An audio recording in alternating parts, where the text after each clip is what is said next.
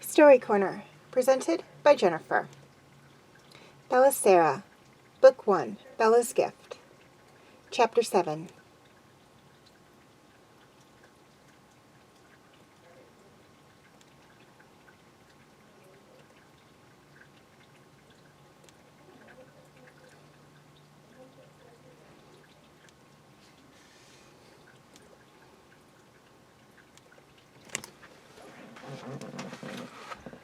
Blinking against the breaking light of dawn, Connell slowly glanced around. He stood high on a rocky ledge overlooking a landscape like none he could ever imagine.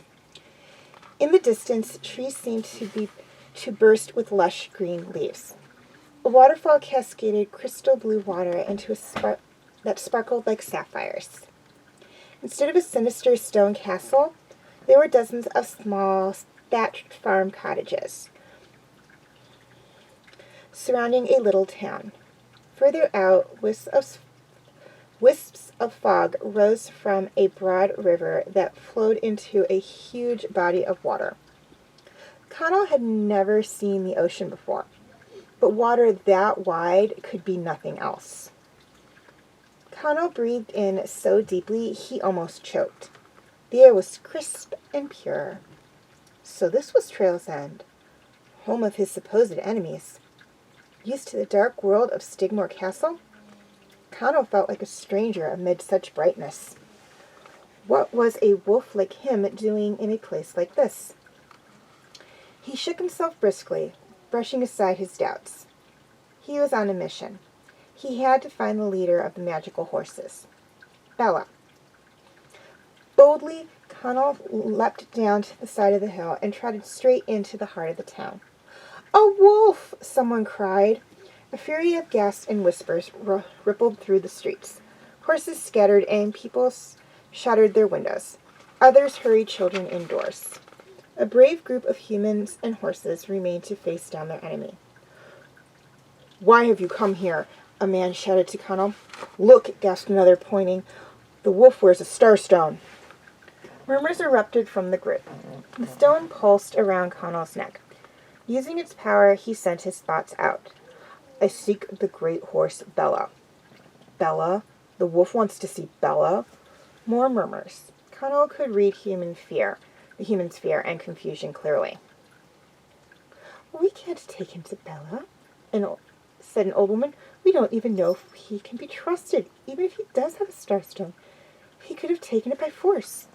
The group began to argue amongst themselves in low tones. Connell grew frustrated. He had come too far to be stopped by a group of foolish humans and horses.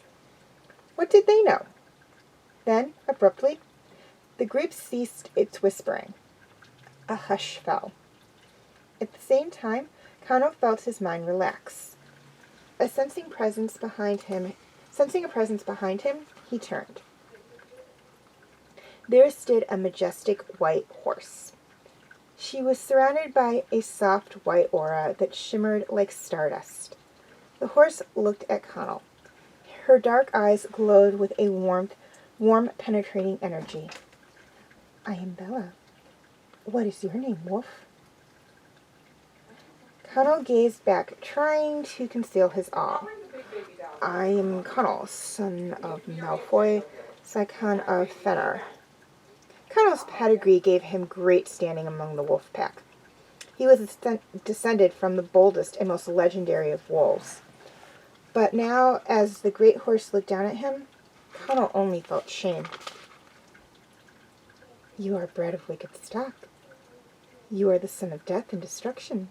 Why do you appear before me? Connell thought about the otter and all the magical creatures held captive at Stigmore Castle. Then he thought about Jillian and remembered her words. You are not like the other wolves. Bella nodded at him. She saw Connell's mind and the reason for his journey. Connell suspected she would have known, even if he had not had the Starstone. You may yet prove better than your ancestors. I will help you, but we must hurry. Quickly, follow me.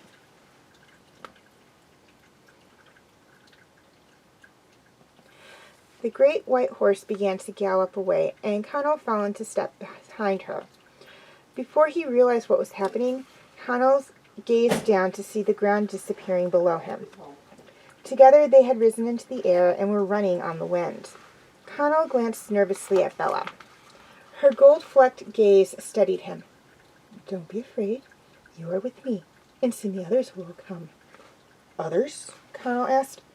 Yes, we will need help if we are to save your friend Jillian and the great Starstone Otter Queen, as well as the other magical creatures. Stars emerged from Bella's glowing white aura, flying off through the sky in 4 directions. She and Connell went higher and higher, Bella leading the way into the heavens. Moments later, the sky cracked with the brightest white light. Connell recoiled, almost losing his pace. There was a loud clap of thunder, and a massive black stallion appeared. Emerging from the clouds with swift strides, he quickly caught up to Bella. The stallion glanced at her and then at Connell. A snort escaped his nostrils. What is this wolf doing here? Never slowing, Bella eyed the stallion at her side. He is our ally, Thunder. I will explain soon. There is little time now. Bella dove higher into the wind, the great black stallion racing alongside her at the speed of lightning. Connell struggled to keep up with the 2 powerful creatures, but he was determined and pushed himself onward. Soon a 3rd magnificent horse appeared, carried along the winds by an enormous pair of shimmering wings. Her sleek coat was soft brown, and she was draped in silken ribbons.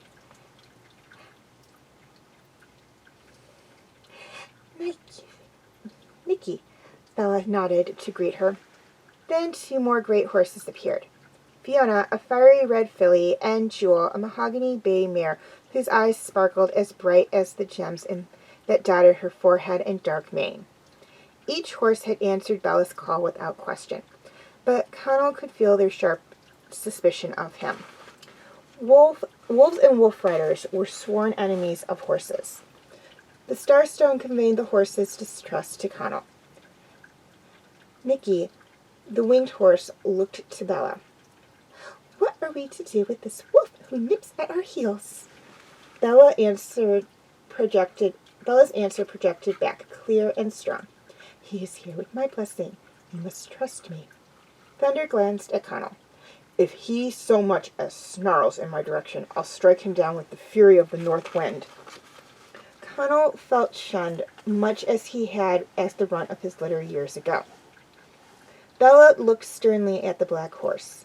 Calm yourself, Thunder. Save your wrath for those who deserve it. This wolf is not our enemy, but we shall soon face many who are.